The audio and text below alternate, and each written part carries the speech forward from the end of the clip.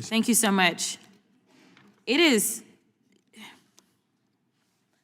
so hard to sit here sometimes because I didn't come to Congress to write laws or to do things that are hurting people. I'm just asking if there's any decency or heart or courage on that side of the aisle. The fact that a woman was killed, she was shot in her head, and y'all are pretending like nothing happened. I remember when Charlie Kirk got killed. Do you remember what our response was? Our response wasn't to sit there and pretend like it was okay. Is it okay because you have a badge? Because the last time I checked, allegedly no one is above the law. Can y'all not just have a little bit of courage and humanity? A child.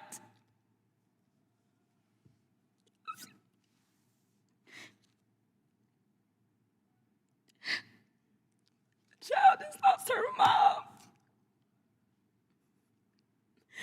And y'all want to pretend that it is okay. I am asking if there is anyone that will stand for the very people that elected us and sent us to Congress. You tell us things like, well, the immigrants are bad, and so we got to get all these bills because the immigrants are the ones that are causing the harm, they're bringing the crime. The mayor of Minneapolis told y'all to get the fuck out. Yet y'all are the ones, it is this administration that is bringing crime to their streets.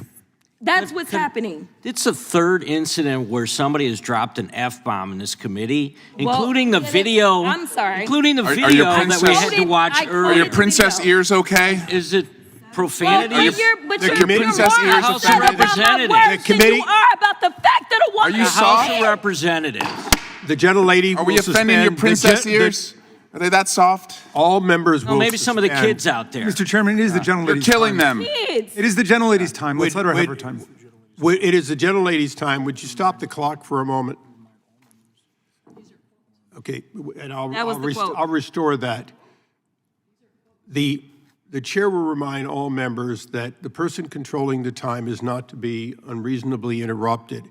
We would further admonish that whenever possible to express the full meaning of something, it be done so without an expletive that may be offensive to people here in the audience or those who watch this on television. I understand that a quote at times is essential, but I would admonish everyone that it has been the practice of this committee for the many years I've been here to use such things as F-bomb in order to get the message out without actually using the word. Notwithstanding that, the gentlelady will be recognized for this time plus an additional 20 seconds. The gentlelady may continue. Thank you, Mr. Chair. Long story short, we are sitting in judiciary and no one on that side of the aisle seems to care that this particular person, whose name we don't know at this point, became the judge, jury, and executioner. I don't know how you square that.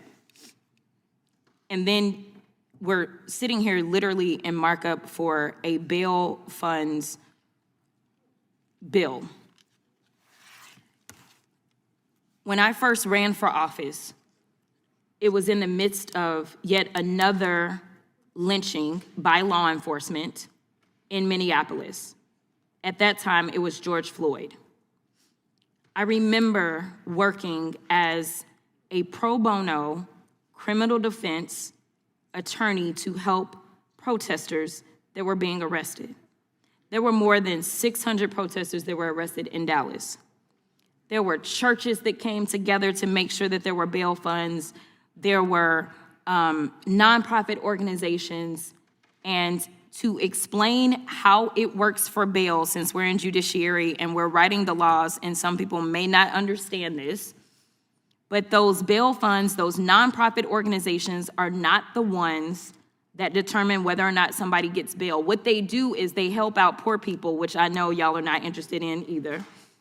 But they help out people that aren't rich and famous and have limitless amounts of money, like all of the Epstein defendants who somehow y'all can't find, even though y'all went and got Maduro. But it helps out those people to be able to get out of jail. Many of those people that if they spend just a couple of days in jail will then be thrust into straight up poverty because they will lose everything.